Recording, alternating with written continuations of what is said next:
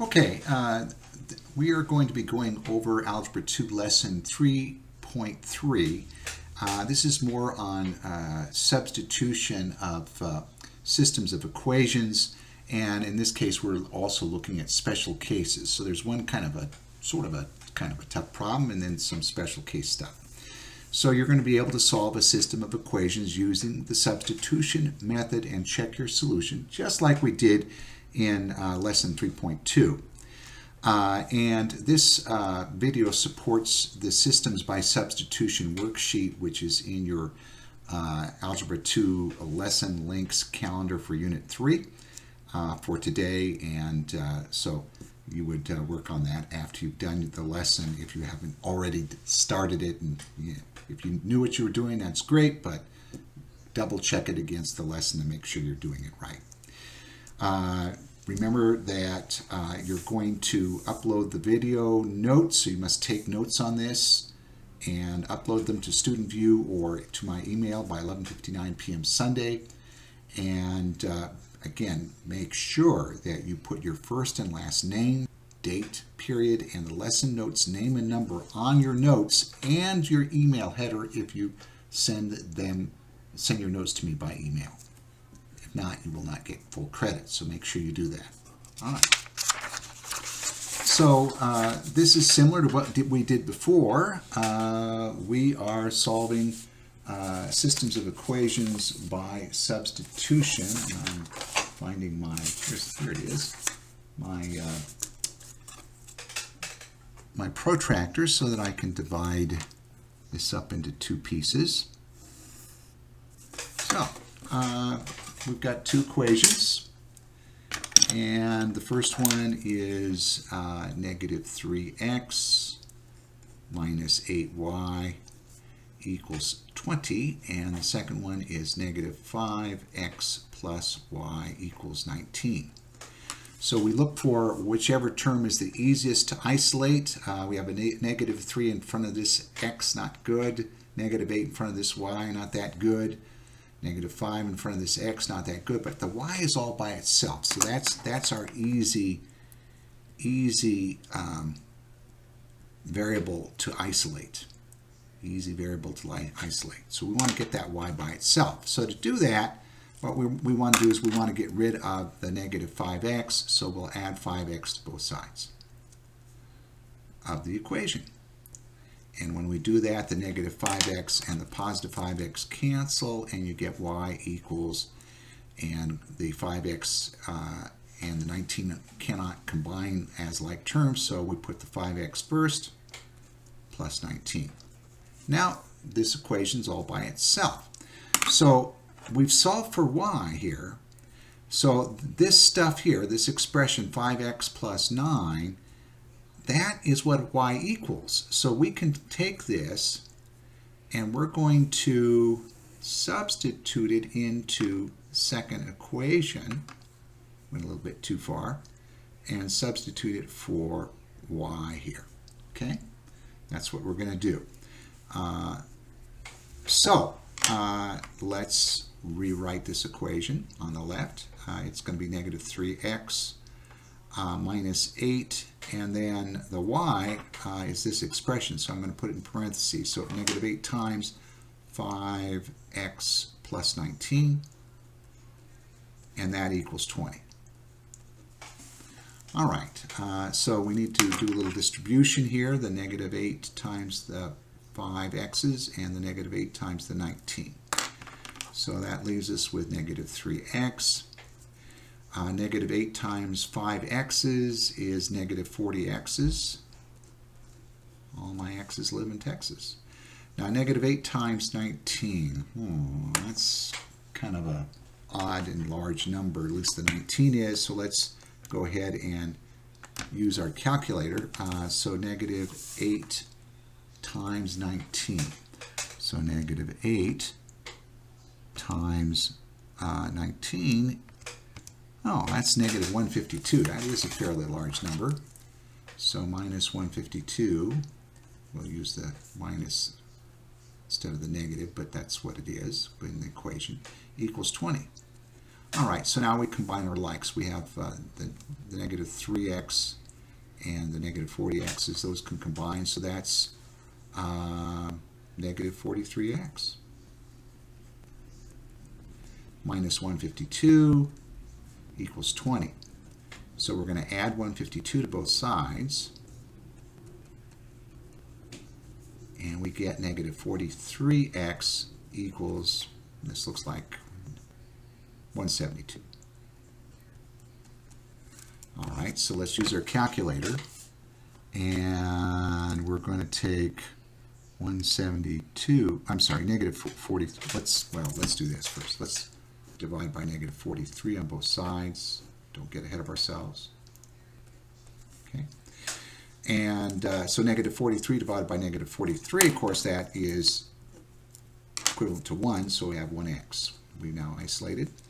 Now 172 is what we want, so 172 divided by negative 43.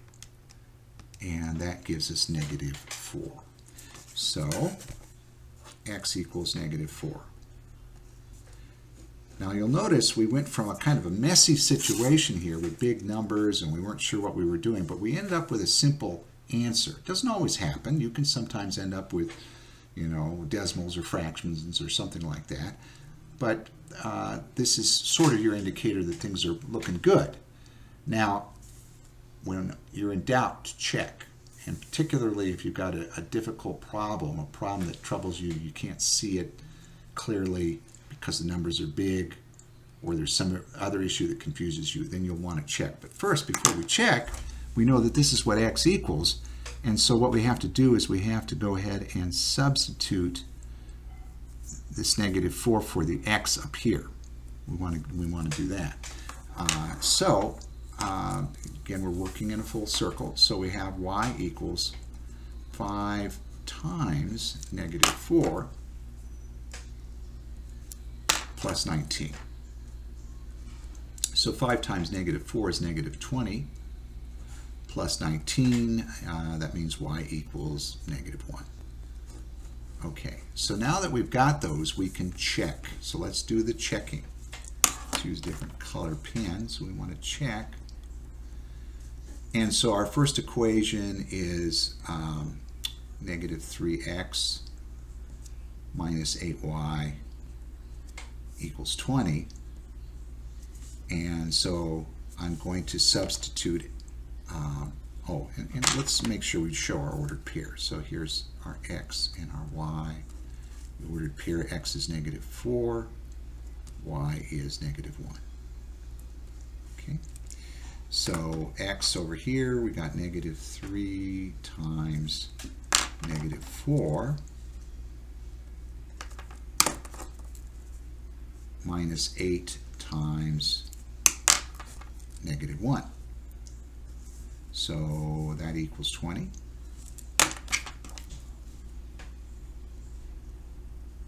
So negative 3 times negative 4 is positive 12. Now hopefully it equals 20. We'll find out.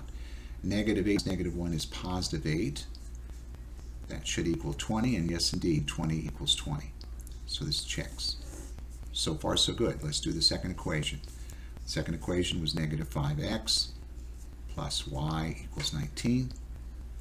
And again, we're going to substitute negative 4 for x. And the y we said was negative 1.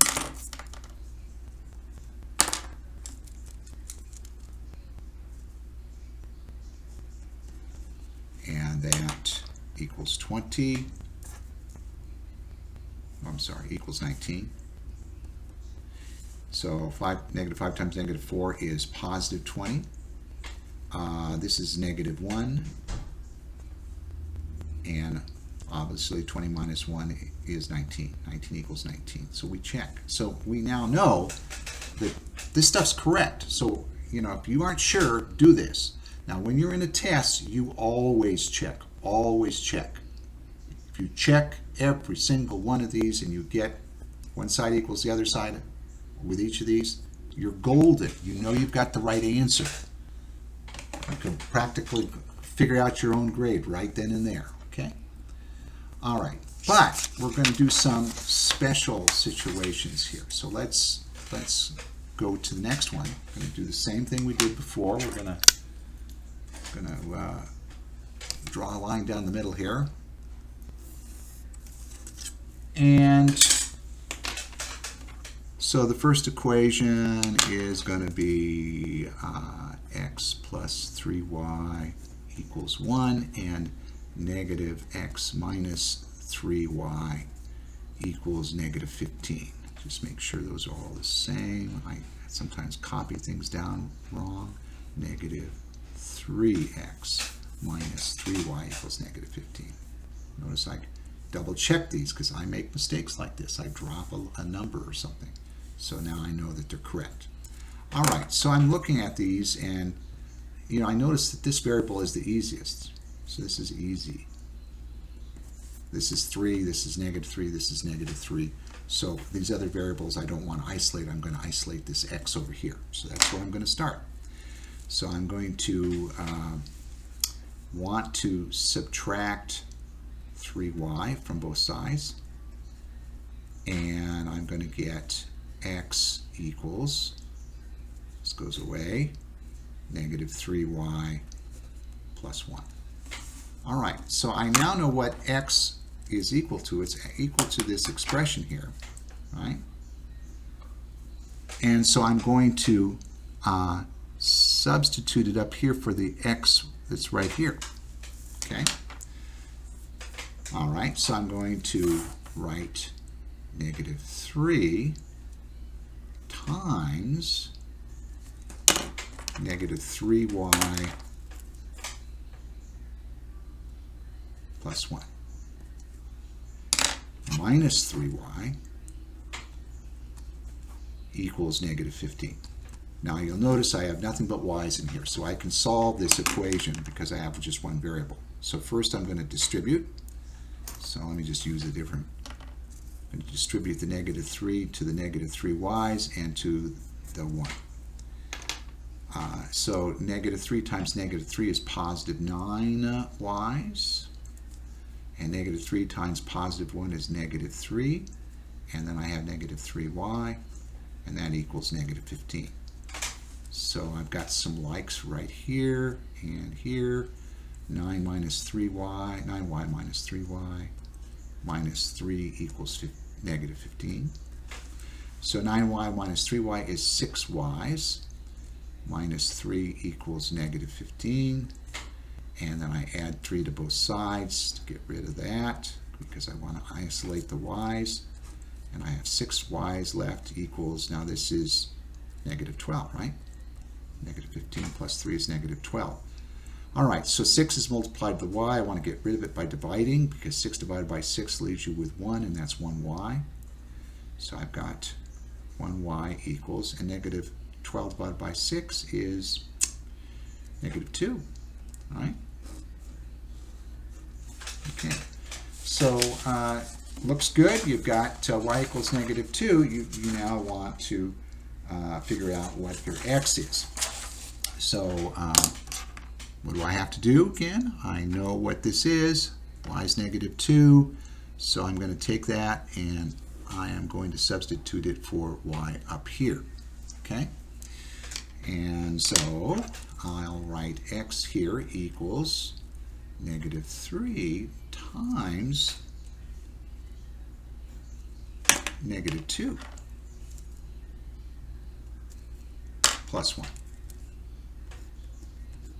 All right, so negative 3 times negative 2 is positive 6 plus 1. So x should equal 7. So now I have both my terms, or I should say both my variables, and their ordered pair is x is 7 and y is negative 2. Okay. All right. So, you know, you can check this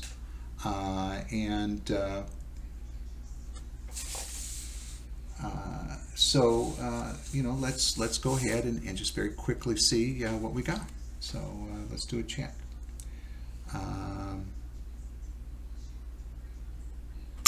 So let's check. So check.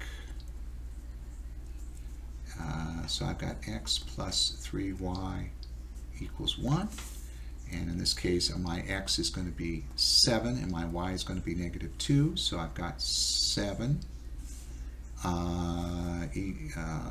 plus 3 times negative 2 equals 1. Well, let's see if that's going to be the case. So 3 times negative 2 is negative 6. So 7 minus 6 equals 1, and indeed 1 equals 1. So it checks. And second equation is negative 3x minus 3y equals negative 15. All right. So my x is 7, so negative 3 times 7 minus, and my y is negative 2. 3 times negative 2 equals negative 15. Negative 3 times 7 is 21. Negative 2 times negative 3 is positive 6. This is negative 21, I said. And does that equal negative 15? Yes, it does. Negative 15 equals negative 15. You can check it with a calculator if you wish. So these both check, and you've got your answers correct. All right, so let's do the next one. Same kind of situation. And this is our last set. So, all right.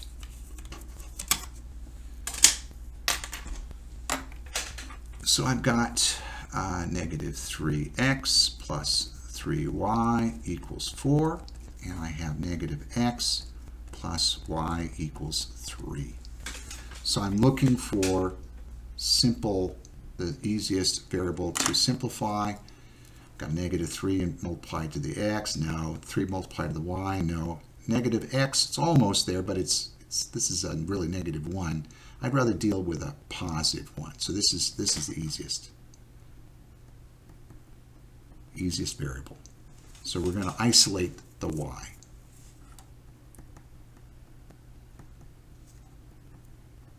Okay? So we're going to isolate the y, and let's, I want to make sure that isn't freezing. So I'm going to add x to both sides. And when you do that, the negative x and positive x go away, and you get y equals x plus 3. And so now this equation now is solved for y. So in other words, x plus 3 is what y equals. So I'm going to take this and I'm going to, put it into and replace the y. So I'm going to rewrite this as negative 3x plus 3 times, and then x plus 3.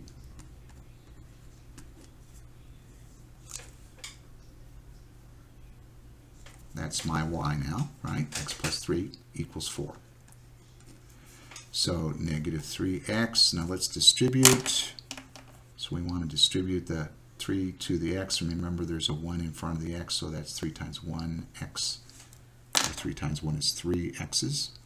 So I get negative 3x plus 3x. And 3 times 3 is 9 equals 4. Uh-oh. Now what do we got going here? These cancel each other out. So that means we don't have any x's left. So we're left with 9 equals 4. Is this true? No. I mean, this is false. This is not true. So you would show this as false, and what that means is that you have no solutions. So this is no solutions. And no solutions really means you've got two lines that are parallel to each other. Okay? So these are parallel lines if you graph them. Okay? That's what the graph would be parallel lines. All right, so the other situation that you can have with these would be where you had something like, I don't know, 8 equals 8. So instead of something like this, you'd have this, 8 equals 8, the variables are gone. So when this happens, is that true or false? Well, yeah, 8 does equal 8, so that's true. So what that means is that these are the same lines. So these two lines would be the same if this is what you came up with. So this would be an infinite number of solutions, because one line is right on top of the other. So you got an infinite number of points. So this is the same line. Okay. So these are the special cases I was talking about. And that's it. We're basically done. And so make sure that you take notes on this and upload them to me by 11:59 p.m. Sunday.